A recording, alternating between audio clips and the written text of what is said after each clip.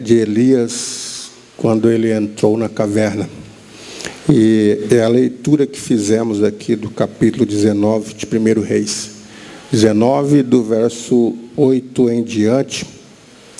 Logo após o anjo aparecer a Elias e mandar que ele comesse e bebesse, né? O anjo providenciou ali pão do céu e água do céu.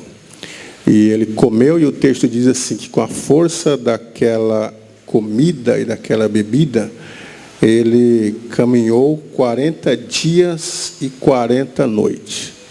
E foi até o Monte Horebe, que é conhecido como Monte de Deus.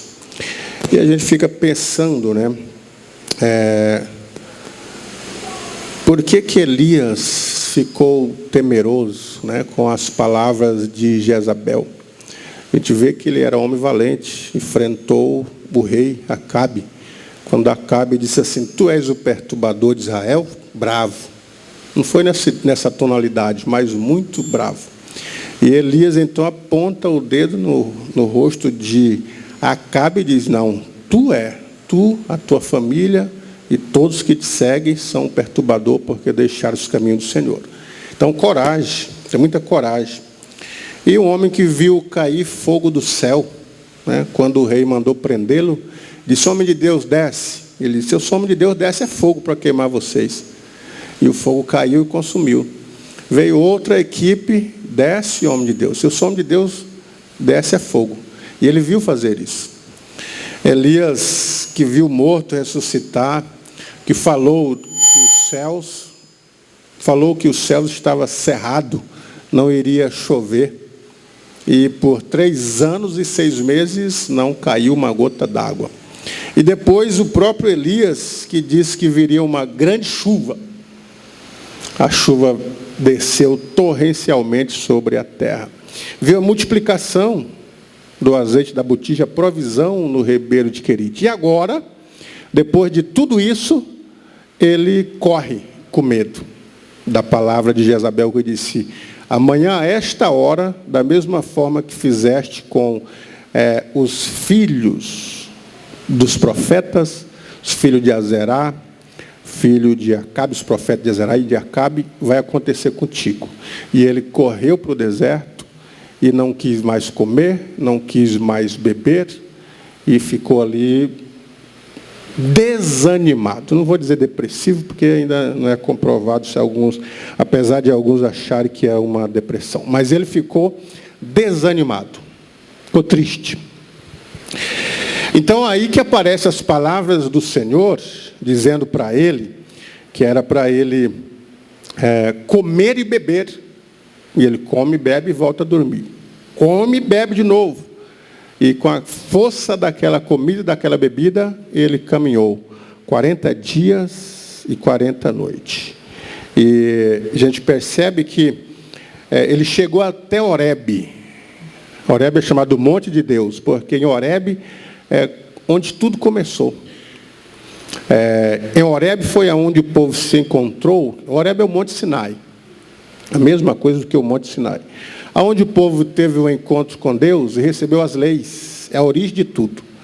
Então, depois dele fazer esse percurso de conhecer a Deus, conhecer a terra que Deus havia dado a ele, de conhecer as leis do Senhor, depois de desanimado, porque a vida é assim, né? A Bíblia, ela mostra o auge de um grande homem de Deus, mas também mostra o fundo do poço onde ele foi. Do monte até a caverna, né? Deus mostra. A Bíblia não esconde nada. Ela fala do grande homem de Deus, que era Davi. Homem segundo o coração de Deus, mas não esconde os pecados de Davi. Fala que Abraão era amigo de Deus. Ocultaria eu alguma coisa a Abraão? Mas fala do pecado de Abraão. Ela vai falando das qualidades dos grandes homens, mas não esconde os defeitos. Para mostrar que mesmo os grandes homens de Deus, as grandes mulheres de Deus, temos momentos de alegria, né? Temos os altos e os baixos, momentos de fracassos, momentos de desânimo, momentos de pecados, mas também temos um grande Deus que nesses momentos ele se faz presente na nossa vida.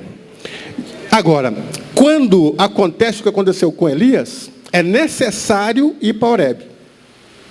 Isto é necessário recomeçar. Às vezes a gente está no auge do ministério, no auge da carreira espiritual, no auge do auge conjugal, no auge dos trabalhos, seja na sociedade, seja na igreja, e de repente acontece de desanimarmos, como Elias, de pedir a morte. Já chega, já deu. Para mim já deu nesse lugar. Os meus trabalhos já não aguento mais. Já 20 anos que eu estou trabalhando com isso. 40 anos que eu estou. Já deu. E às vezes é necessário um recomeço. Ir lá para Horebe. E fazer uma reflexão. Da onde foi que Deus nos tirou? O que Deus fez por nós? O que Ele proporciona? E que nesses momentos de baixa estima, de tristeza, de parece que o encerramento da carreira, Ele não desanima da gente. Não é no momento nosso que nós achamos que agora eu devo parar. Porque às vezes nós colocamos na mente, não, agora já deu para mim, esse ano já deu. Nessa igreja já deu. Nesse trabalho chega. Nesta vida chega. Nesses propósitos já chega.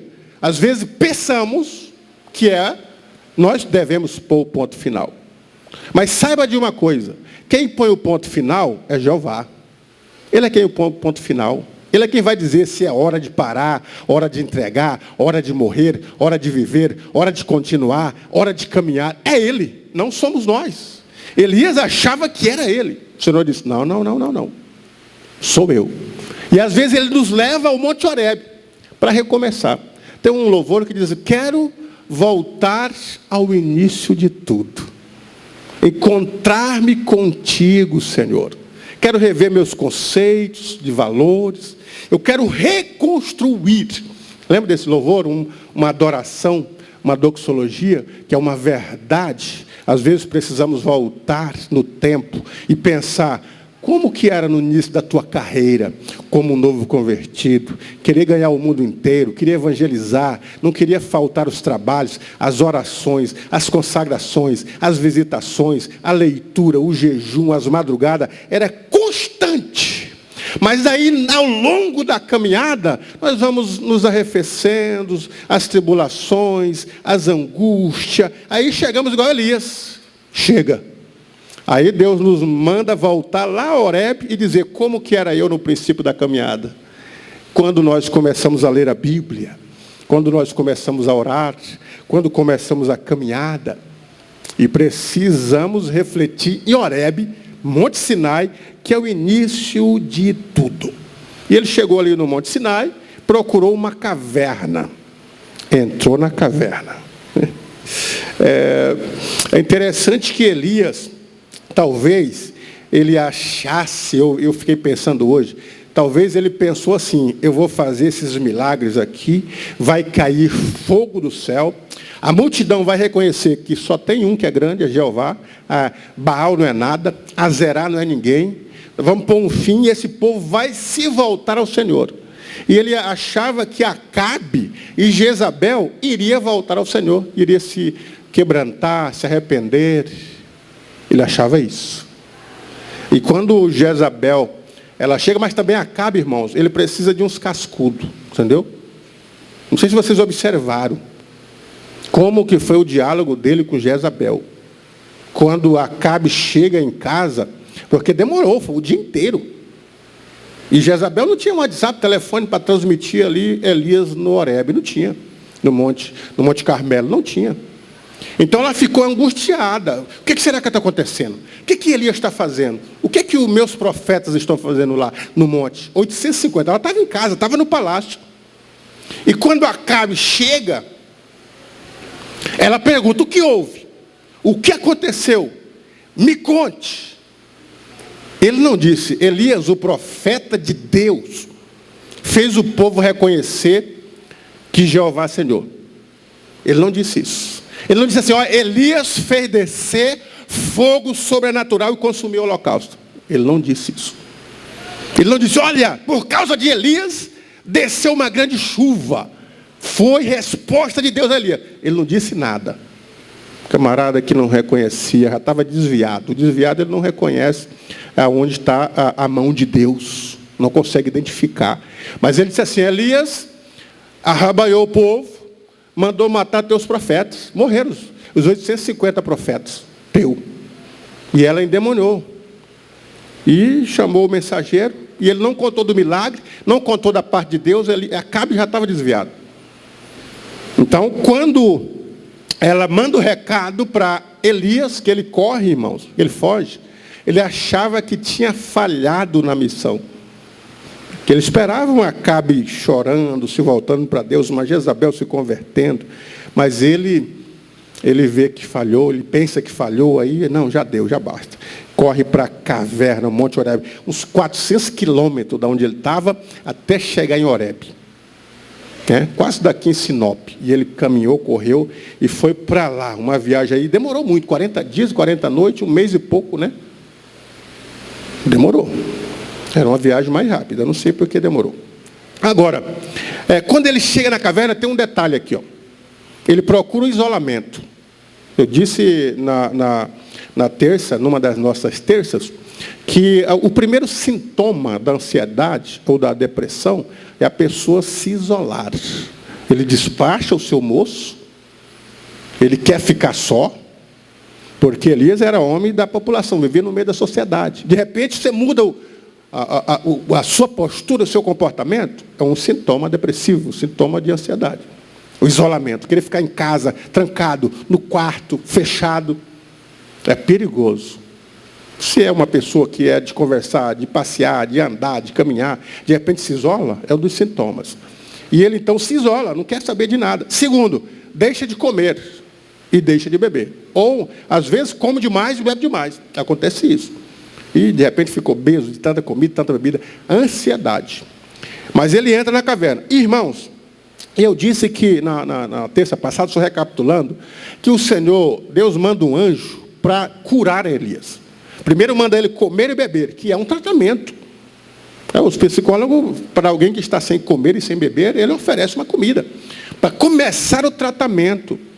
E depois ele come e bebe na segunda vez e dorme. Agora não o sono depressivo, o sono da ansiedade, mas o sono reparador. E ele então entra na caverna. E quando ele entra na caverna, aí vem um tratamento que eles chamam tratamento de consultório. Como que é o tratamento de consultório? Você vai no psiquiatra e ele manda você falar. Ele te induz a falar. Porque ele não sabe o que você tem. É que a doença é da alma. Se for doença do corpo, ele identifica, está com febre, pressão alta e etc. Mas a ansiedade e a depressão são doenças da alma, meu irmão. O psicólogo não vê a alma. Não coloca a alma no laboratório. Então ele precisa que você fale. E a pessoa começa a dizer, começa a falar dos problemas, do marido, da esposa, do trabalho, do patrão, da vida, da comida, da casa, da rotina. E vai colocando para fora. E às vezes as pessoas ficam 1, 2 horas ali com o médico. E quando ele sai, o médico fala pouca coisa. Só induz ele a falar. Quando ele sai, diz, rapaz, mas que médico bom, né? Já me senti aliviado. Mas o médico não te fez nada, ele te colocou para falar. E por que você está sentindo aliviado? Porque o tratamento de consultório, quando você coloca para fora o que está introjetado, já começa a cura. Com Elias não é diferente. Não é diferente. Ele está na caverna, está escondido, está encolhido. Olha só, quando você vê adolescente no sol de 40 graus, com a burca, com camisa de frio, alguma coisa não está certo com o adolescente. São sintomas que a gente não percebe. Por que é que o teu adolescente quer vestir preto, todo encoberto, num sol de 40 graus para ir para a escola? Alguma coisa não está certa. E ele está dentro da caverna, todo encolhido, e a voz do Senhor chega na caverna para fazer um tratamento de consultório e pergunta assim, ó, no 8. E entrou numa caverna, passou a noite ali, e eis que a palavra do Senhor veio a ele e disse, olha a pergunta, o que fazes aí, Elias? A voz chegou, ele dentro da caverna encolhido, e a voz chegou e falou assim, o que fazes aí, Elias?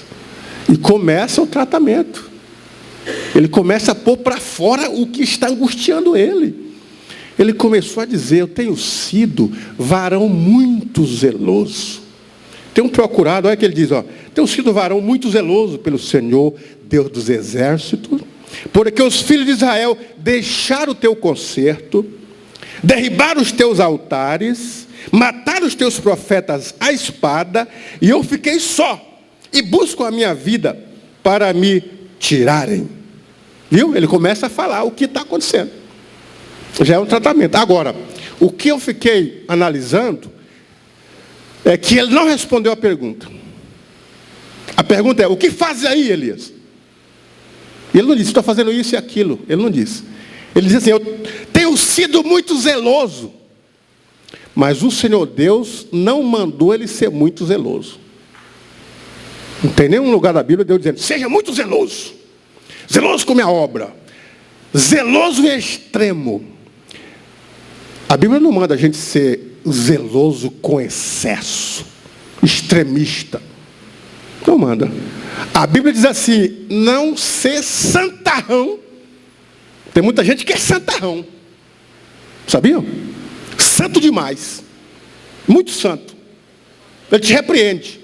Você vai conversar com ele, ele está te repreendendo toda hora, porque ele é mais santo que você. Está dialogando, o sangue de Jesus tem poder. Para com isso, tem que ser crente. Você conversa, outro vai orar. Ele é mais santo do que todo mundo. Isso é o santarrão. E a Bíblia diz assim: não seja demasiadamente santo para não morrer na tua santidade. Está escrito. Mas também tem outros que não é santo coisa nenhuma. Já é demasiadamente ímpio. Né? Tudo que ele fala já é palavrão. Tudo que ele fala não crê mais em nada. É ímpio. E a Bíblia também fala: não seja demasiadamente ímpio para não morrer fora de tempo. Está aí. O ímpio morre fora de tempo. Morre fora de tempo. Mas o que a Bíblia diz? Para a gente ser equilibrado. Para a gente ser temperado. Seja temperado as tuas palavras. Tenha o equilíbrio. Seja santo. Não menos santo ou muito santo, mas o equilíbrio. Né? Equilibrado, temperado. Agora, o Senhor Deus não mandou ele ser demasiadamente zeloso, igual ele disse. Não mandou. Mandou ele ser zeloso. Então, nós temos aqui ele respondendo. E o Senhor disse assim para ele, olha, no versículo 11. Ele disse, olha o Senhor dizendo: sai para fora, põe-te neste momento perante a face do Senhor. Ele estava onde? Dentro da caverna. Depois que ele falou que era zeloso, que não sei o que só ele sobrou. Aí o Senhor falou assim: sai para fora, meu irmão, sai da caverna. Fica diante da face do Senhor. O Senhor Deus não fez ninguém para viver enfornado na caverna. Não.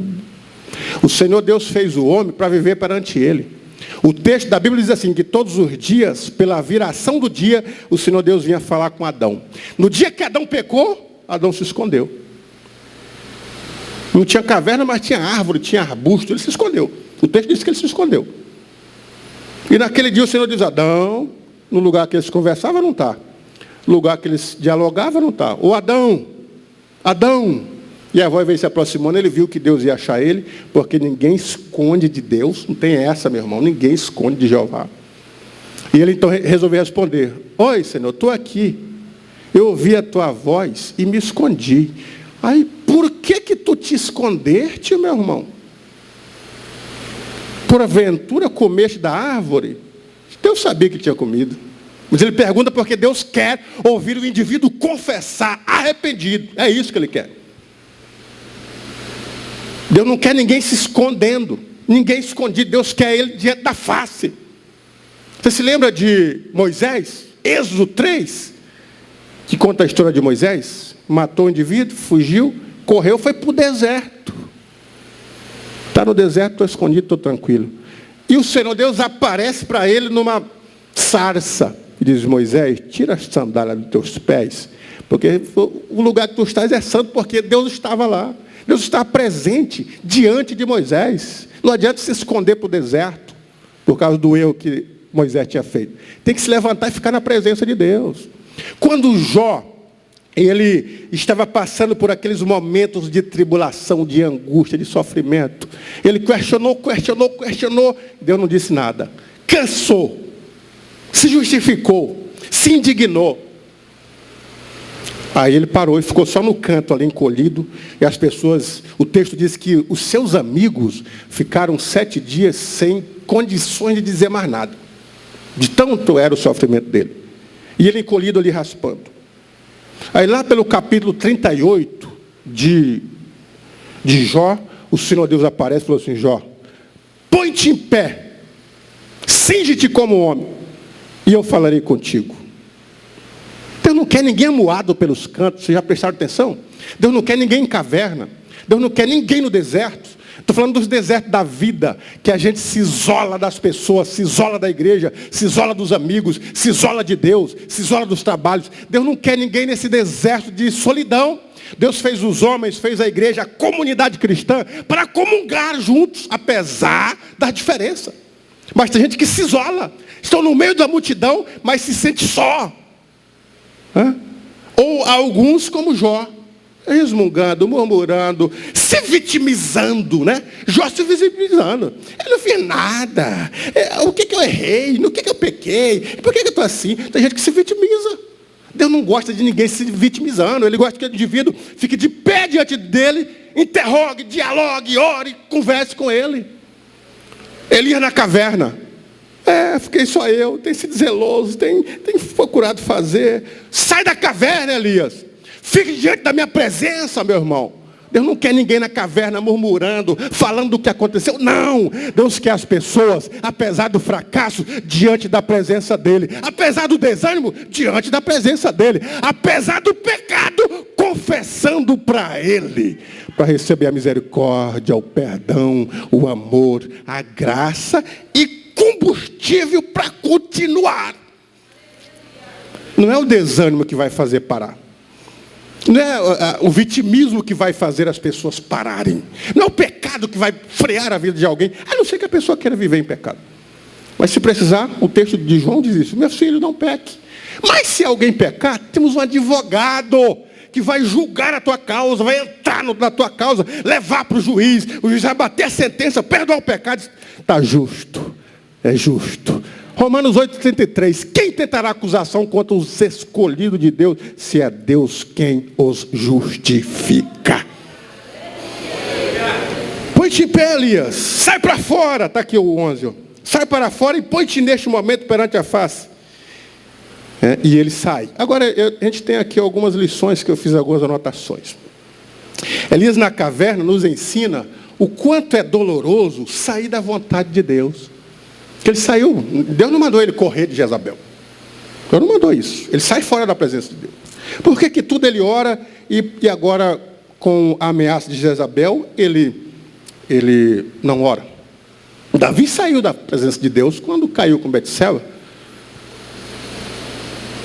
Moisés, o homem mais manso da terra, acabou a mansidão, fez coisa errada. Elias na caverna nos ensina que Deus tem sua forma particular de agir. Deus não age da forma que nós queremos. Talvez Elias esperasse que o Senhor Deus fosse trabalhar no coração de Jezabel, trabalhar no coração de Acabe. Todo o povo de Israel ia voltar a adorar ao Senhor. E quando não aconteceu isso, apesar dos milagres, apesar da chuva, apesar da volta, da graça de Deus sobre Israel, Acabe continuou. Aí ele ficou frustrado. Oxalá, a vida não aconteceu. Não aconteceu. Deus não age. Elias nos ensina que Deus não age da nossa forma particular. Foi isso que o Jonas esperava. Jonas chegou na cidade de Nínive e disse: pessoal de Nínive, 40 dias, tá? 40 dias está todo mundo enrascado aqui. Vai morrer todo mundo. Deus só tem 40 dias para destruir Nínive. Ele não pregou, se arrependei. Deus pode perdoar. Ele queria que o povo fosse destruído. Porque o povo de Nínive matou o pai dele, o Amitai, profeta, levou. Então ele estava indignado com aquele povo cruel. Então ele chegou para Nínive: 40 dias, vai morrer todo mundo. Daqui 40 dias vai acabar Nínive. E ficou esperando. Deu 40 dias, não morreu ninguém. Aí ele ficou bravo. Não. Então Deus não age, a ação de Deus, Ele não age da forma nossa. Por que Deus não age, não trata com fulano, com ciclano, com beltrano? Por que Deus não age na minha causa? Não, Deus ele tem a maneira própria de agir. É do jeito dele, da forma dele. Sabe por quê? Porque ele sabe o melhor. Ele sabe a hora certa, ele sabe o momento certo, sabe como fazer correto, e o homem fica quieto, né? Elias na caverna nos ensina que não podemos nos esconder atrás das justificativas. A gente se esconde atrás da nossa justificativa, né? Chegou no Zimbo lá, pediu a morte. Eu quero morrer, né? Disse que só ele tinha sido. Olha só o que aconteceu. Ele disse assim: já basta, Senhor. Quando ele está debaixo do Zimbo, ele fala assim: não sou melhor do que meus pais. Mas o Senhor não mandou ele ser melhor do que os pais. O Senhor Deus não mandou ele ser melhor do que ninguém. O Senhor Deus mandou ele ser ele mesmo. Não sou melhor do que meus pais, eu quero morrer. Seja ele mesmo. Deus não mandou você ser melhor do que ninguém, meu irmão. Seja você mesmo. A Bíblia diz assim: tudo que vier às mãos para fazer, faze-os conforme as tuas forças, porque para a sepultura aonde tu vai, lá não tem inteligência, não tem forma, não tem ciência, não tem nada. Então o momento de fazer algo para Deus é com vida e agora. Porque depois, né, vai morrer. Se Jesus não vier daqui a 10 anos, muitos de vocês vão bater a biela, vão passar dessa para melhor. Se ele não vier daqui a 50 anos, eu acho que a maioria de nós já partiu. Sabia? 60, 100 anos, não tem mais nenhum de nós daqui. A não ser talvez alguns meninos novinhos, mas esses mais adultos, daqui a 100 anos não tem mais ninguém. E a Bíblia diz que a vida era como um sopro. A Bíblia diz que a vida é como um conto ligeiro. Passa rápido. Eu me lembro quando eu tinha, eu acho que 5 anos, num navio lá. O Dado não lembra não. O navio quase afundou com a gente, eu lembro. Aí depois eu me lembro de 7, algumas coisas de 6. E agora eu vou fazer 30 anos já. E já estou velho. Então veja só. Deus não pediu para que ele fosse melhor. E Elias alegou ter sido fiel ao Senhor. Ele disse: eu fui fiel. É como se ele estivesse dizendo: como que pode Jezabel querer caçar a voz de quem é fiel a ti e tu não age? Justificando, procurando justificativa. Por que então, se ele era fiel, se ele era temente a Deus, de coragem, como ele disse, zeloso, por que ele correu de Jezabel? Quando Jezabel disse assim: pega o cabra, ele partiu, meu irmão, correu mais do que todo mundo. Homem zeloso e correu, não é? E também outra coisa, não era o único, Deus tinha 7.000. Às vezes quando achamos que nós somos os únicos santos, Deus tem uma maioria de santos. Às vezes quando achamos que somos o único que sofre, minha vida ela é mais dolorosa do que todo mundo. Tem outras pessoas que estão passando pior do que nós. O missionário contou que estava no país lá e ele estava sem comida. Tinha algumas bananas para ele comer e algumas maçãs. E ele descia no rio, descascava a banana, jogava na água e descascava a maçã e jogava na água. E ele via que toda vez que ele descia, alguém descia e ficava para baixo. Isso não é possível, esse homem está me seguindo. Aí um dia ele chegou lá e desceu. Descascou a banana e a maçã, quando ele desceu. Quando ele viu lá, o homem estava catando a casca da banana para comer e a casca da maçã para comer. Tinha alguém pior do que ele. Ele achou que só tinha banana e maçã e estava na pior das hipóteses. Tem alguém que sofre mais do que você. Tem alguém com a dor maior do que você. Então não adianta justificar para Deus: eu sofro mais do que todo mundo. Não. O importante é levantar a cabeça e marchar. Elias na caverna nos ensina que Deus cumpre seu propósito, apesar de nós falharmos. O Senhor poderia ter dito assim: tá bom, Elias, encerra teu trabalho, eu não quero ver mais murmuração não. Quer parar? Pare. Nós somos assim, né? Tem hora que as paciências acabam. Meu irmão, você quer ir embora? Tá bom, tá aqui, assina a carta desse indivíduo, tchau e benção. Quer parar? Quer entregar? Entrega. Tá bom, acabou, tchau. Vamos levantar o próximo. A obra de Deus ela não sofre solução de continuidade, nem aqui, nem na China. Agora, o Senhor Deus, quando Ele promete, Ele cumpre. Ele havia prometido um ministério profícuo para Elias. E um ministério duradouro para Elias. Então, quando Elias quis, ele falou: não, você é escolhido. Vou cumprir os propósitos, né? Deus tratou, olha só. Deus foi atrás de Elias para tratar, para animá-lo, para restaurá-lo. Deus foi atrás de Elias para curá-lo, fez a terapia medicamentosa com... Olha, Deus é terrível, né? O cabelo diz assim, Deus não é gente, não. Enquanto Elias, olha só, olha para mim aqui, ó. Enquanto Elias estava pensando no povo que havia se desviado no passado. Estava com a cabeça onde? No passado. Enquanto Elias estava pensando no povo que havia rejeitado a Deus no presente, Deus já estava falando para ele do futuro. Já tinha passado na mente de Deus o momento de decepção.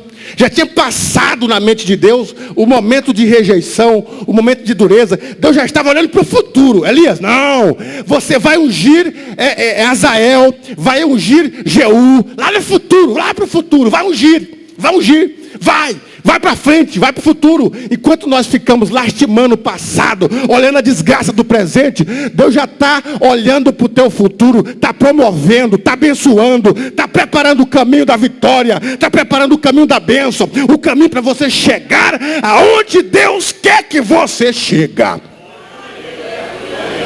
Aonde é que Deus quer que você chegue? Qual que é o caminho da vitória? Os nossos caminhos não são os caminhos de Deus. Os nossos caminhos são tortuosos. O salmista diz isso, né? A Bíblia diz isso. Mas o caminho do Senhor são caminhos retos, são caminhos perfeitos. O caminho do Senhor, o texto da Bíblia diz, é o caminho da sabedoria. O caminho do Senhor é o caminho da bênção. O caminho do Senhor é o caminho da retidão. E o caminho do Senhor, diz o salmista, leva as águas tranquilas, leva o pasto verdejante. O caminho do Senhor te leva à vitória. O caminho do Senhor te leva à glorificação do Pai. É o caminho que Ele tem preparado para nós.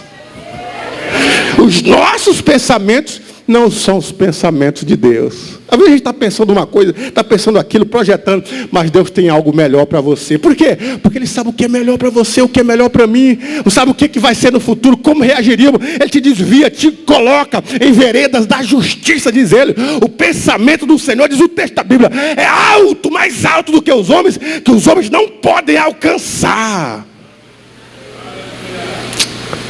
Foi uma doxologia de Paulo. Ele diz assim, ó, a profundidade das riquezas, tanto da sabedoria, quanto da ciência do Senhor. Quem ensinou a Deus? Quem lhe deu primeiro a Deus, para depois Ele nos devolver? Ninguém. O texto diz isso, mas Ele é eterno em sabedoria, eterno em justiça. Os nossos pensamentos não alcançam, porque Ele está mais alto, está acima das estrelas. É o Deus soberano que vela pelos seus e conhece todas as coisas. O que Elias nos ensina? Elias na caverna nos ensina que não devemos nos esconder de Deus. Elias nos revela que devemos nos esconder em Deus e não em uma caverna. Tem gente que esconde de Deus. Adão e Eva, vão se esconder, achava que se escondia de Deus. Eles não sabiam da onisciência de Deus, que Deus conhece tudo, Deus vê tudo, é chamada onisciência, conhece tudo. Onipresença, está presente em todos os lugares, não tem como esconder. Adão e Eva não sabiam. Aí correram os dois, olha, estamos nus. Por que será? Eu acho que é porque a gente comeu do fruto lá, pecamos. E agora? Vamos esconder, porque daqui a pouco está na hora de Deus vir, 5 horas. E ele chega, Eva, é mesmo, Adão? E vai ver nós, a gente vai ver nu, e ele vai descobrir que a gente comeu, vai ficar feio. Vamos esconder, vamos ir, correram no meio das folhas, e pá! Mas daqui a pouco Deus chega onde ele estava. Ele não sabia da onipresença. Isto é, Deus está presente em todos os lugares. Ele está aqui, está na sede, na subsede, no Japão, na lua, aonde você quiser, Deus está. É onipresença. Quando o salmista descobriu isso, que Davi descobriu, que ele achou que poderia pecar e ficar tranquilo. O Betseba, aí fica quieto, né? Ô Joabe, só eu e você sabe que você mandou matar um indivíduo, tá? E é coisa de amigo. Não, tudo bem, é coisa de capitão. Mata Urias, eu caso com a mulher dele e a gente encerra. Tá acabado, tá ok, tá ok. Ninguém mais sabia. Quem que sabia? Davi, Joabe e Betseba. Mas Deus sabia também. 4, Deus. Aí Deus chegou e chamou o profeta Natan, contou a história da ovelha. Tinha um homem que ele tinha uma ovelhinha só. E o vizinho dele tinha várias ovelhas, várias cabras. Aí chegou na casa do homem que tinha várias cabras, uns amigos. Aí ele foi dar uma festa, em vez de ele matar uma das várias cabras, ele pega a única que o indivíduo tinha, matou e sacrificou, e o pobrezinho ficou sem ninguém. Aí Davi estava no trono, ele já deu aquela levantada assim, disse: epa, Natan, se isso for realidade, esse homem tem que morrer, porque isso é uma injustiça. Aí Natan disse: esse homem é tu. Urias tinha só uma mulher, você tinha 10. Você pega a mulher dele e mata ele. Aí ele: Senhor. Aí ele descobriu que Deus é onisciente, sabe todas as coisas, sabe o teu pensamento. Antes que a palavra seja dita, ele já sabe o que você vai dizer. Ele sabe o que você pensa. Ele sabe o que vai acontecer amanhã. Então, quando Davi descobre isso, ele fica maravilhado. Aí ele escreve, pega a caneta e diz assim: se eu colocar a minha morada nas estrelas, tu lá estarás. Se eu colocar minha morada nas alturas, tu lá estarás. Mas se eu colocar ela no fundo do mar, tu também lá estarás. Porque todas as coisas são descobertas às tuas vistas. Aí ele: eu não entendo isso. Aí ele fala assim: tal ciência é maravilhosíssima demais para mim.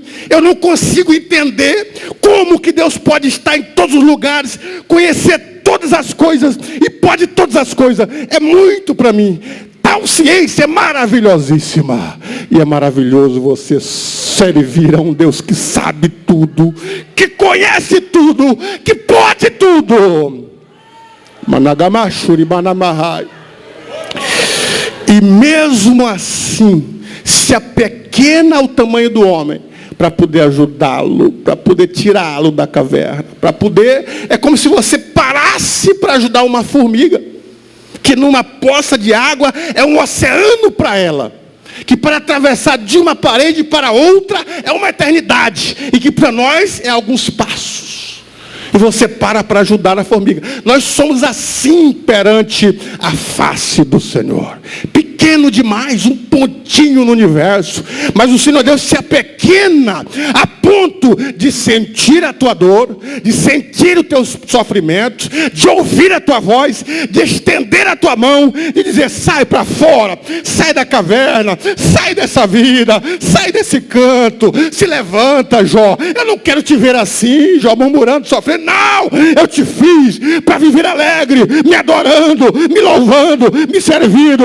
Oh, Elias, sai dessa caverna, para de ficar só. Eu vim aqui fazer companhia contigo, Elias. Eu te amo, te levanta, venha para a minha presença. Deus diz para você nesta noite: você não está só. Ele está guerreando as suas batalhas. Você não está perdido. Tem jeito para a tua situação, tem remédio, tem cura, tem restauração, tem renovo, tem um caminho novo para você marchar e você trilhar. Oh, Espírito da glória de Deus. E o texto diz assim, que ele saiu para fora. Estava na caverna, ele veio todos e saiu. Aí chegou fora da caverna, ele olhou. Aí o texto da Bíblia diz assim, o versículo de número 11. E ele diz: sai para fora e põe-te neste momento perante a face do Senhor. E eis que passava o Senhor. Como também, passava o Senhor e passava um grande e forte vento. O Senhor estava passando na frente da caverna, mas passava também um grande e forte vento. Aquele vento que teve esse dia aí, que tirou o telhado, talvez daquele tipo. Só que o texto diz assim, que fendia os montes e quebrava as penhas. Era mais forte do que o nosso aqui. O vento fendia os montes se abaixava, tirava, quando cai, quando desmorona lá no Rio de Janeiro, o vento, esse texto. Porque diz que diante do, fendia os montes e quebrava as pedras. Era um vento muito forte. Só que diz assim, diante da face do Senhor, porém o Senhor não estava no vento. O Senhor não estava no vento. Tem ventos que o Senhor está. Agora, tem ventos que o Senhor não está. Ah, pastor, porque deu um vento lá em casa, meu marido desviou, minha filha desviou, não sei o que aconteceu. Um vento de Deus. Não, senhores. Deus, às vezes, ele está no vento. Vocês querem ver? Quando pediram codornize, queremos carne, Moisés. Um vento oriental começou a soprar. E no vento, codornize a 1 metro. Eles pegando codornize e matando. O Senhor estava nesse vento. Quer ver uma outra passagem? Atos 2. De repente, um vento impetuoso encheu toda a casa em que ele estava sentado. Vento do Espírito de Deus. Tem vento que vem para sacudir a figueira, para tirar o que não presta, os figos podres da nossa vida, para dar aquela chacoalhada na nossa vida e levantar e opa, agora vamos embora. Agora tem vento que o Senhor não está nele. Tem vento que passa que não é do Senhor, que às vezes faz um rebuliço na família, na vida espiritual, nos negócios. Repreende esse vento, que não é do Senhor. Aí o texto continua dizendo: porém o Senhor não estava no vento. E depois do vento, um terremoto. Também o Senhor não estava no terremoto. E tem terremoto que o Senhor está. Você abrir a Bíblia em Êxodo 20, fala que quando o Senhor desceu no Monte Sinai para ditar as leis, o Monte Sinai relampeava, estremecia, era terremoto. E o Senhor estava no meio. Tem terremoto que dá, às vezes a gente fica esperando de uma resposta de Deus, um terremoto, Senhor, vai, quebra, me traz a vitória. Mas nem todos os terremotos o Senhor está. E o texto continua dizendo: e depois do terremoto, um fogo. Porém, também o Senhor não estava no fogo. Às vezes o Senhor está no fogo. Tem fogo que o Senhor está. Tem fogo que ele não está. Estava no grande templo. E de repente um fogo começou a pegar ali do lado das irmãs. E aquele fogo mesmo, do mover do Espírito. Não, não era do mover do Espírito. Era um fogo estranho. E parecia que era mover do Espírito. E todo mundo se alegrando. Tinha umas mulheres que não eram crentes, falando mistério. Ela não tinha aceitado. Batizou até descrente. Pastor Valdenor olhou assim. Aí disse: não é de Deus. Aí foi lá e disse: sai delas. Caiu umas 3 endemoniadas. Era o demônio. Não era o fogo do Espírito. Não era. Tem muitos movimentos por aí que a gente acha que é de Deus. Não é de Deus. Muitos fogos que a gente pensa que Deus está. Deus não está nesse tipo de fogo. Apesar de ele responder com fogo, ele respondeu, ele ia com fogo, estava no fogo. No dia de Pentecostes foram vistas línguas repartidas, como que de fogo? Ele estava no fogo. Agora, naquele fogo estranho, Deus não estava. Passou o vento, passou o terremoto e passou o fogo. E depois do terremoto, um fogo. Porém, o Senhor não estava no fogo. E depois do fogo, olha aqui, ó.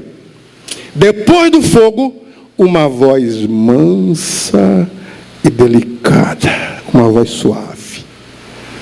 E o Senhor era a voz de Deus. Depois que passou o vento, o terremoto, o fogo, e Elias na beira da caverna. Ele saiu para fora, mas não saiu dela. Aí veio uma voz mansa e suave. E a voz mansa e suave disse assim, eu vou ler para vocês aqui. E sucedeu que, ouvindo Elias, a voz mansa e suave, ou 13, envolveu o seu rosto na sua capa.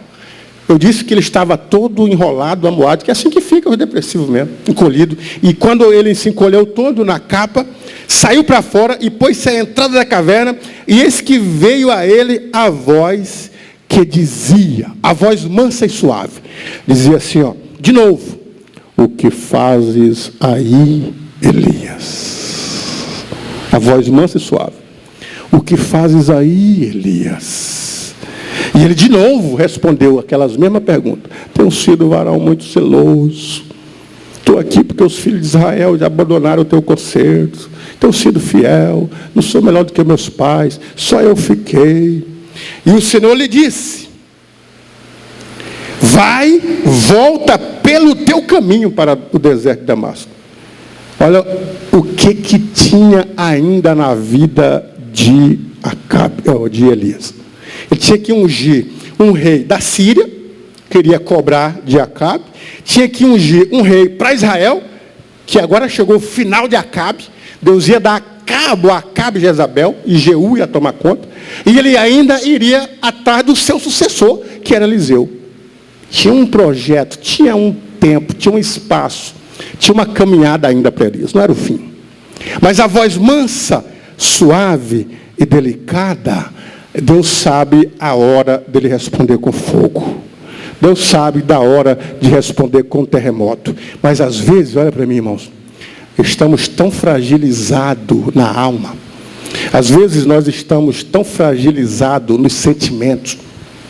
Às vezes a gente não consegue nem orar, só gemer, só chorar.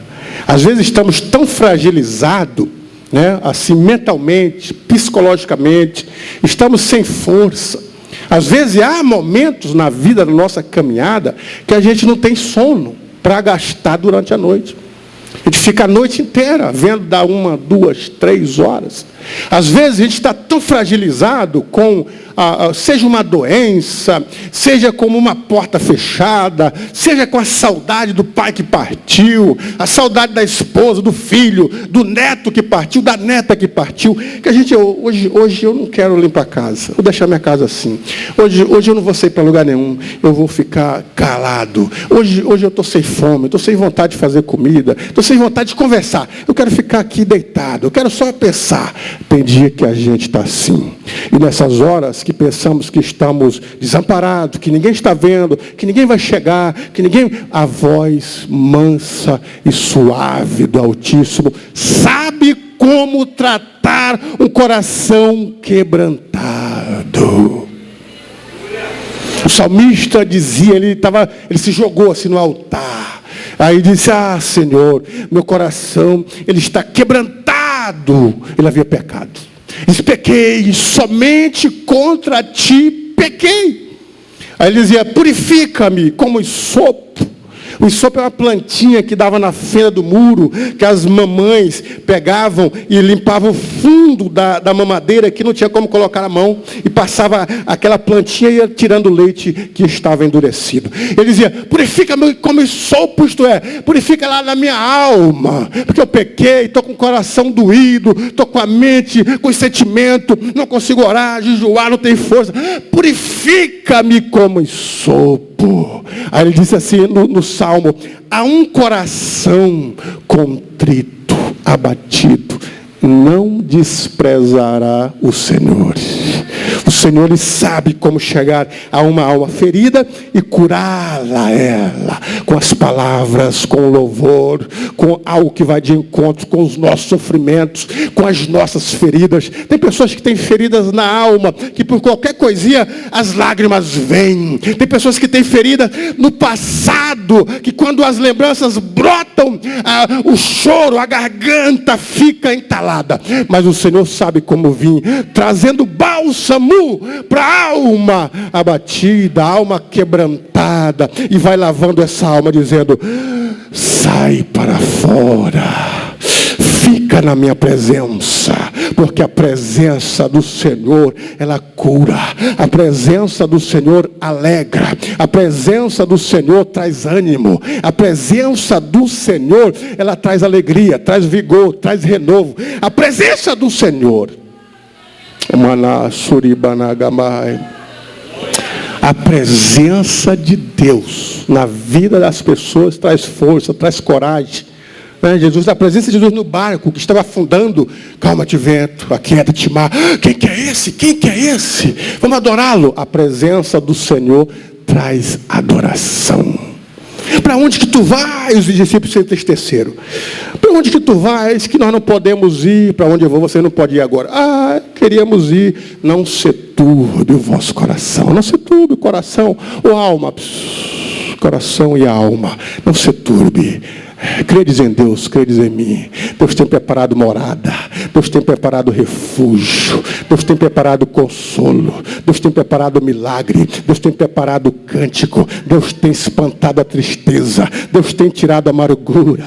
Deus tem convertido coração amargurado em coração perdoador. Deus tem feito alma abatida em alma alegre. Deus tem feito o sorriso brotar daqueles que só choram. Deus tem feito esperança na vida daqueles que acham que acabou. Não acabou. Levanta e anda, porque tem um trecho para você caminhar.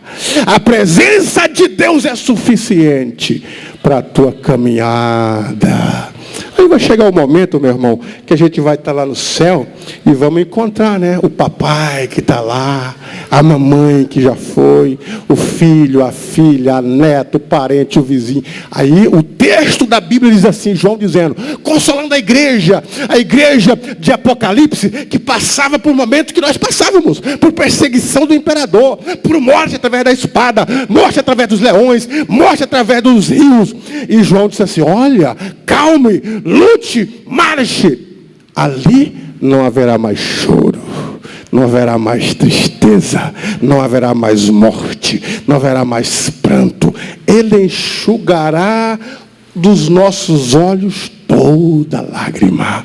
Ali, para onde nós estamos caminhando, para Horebe, para a presença do Altíssimo. Quantos podem levantar a mão e glorificar a Deus?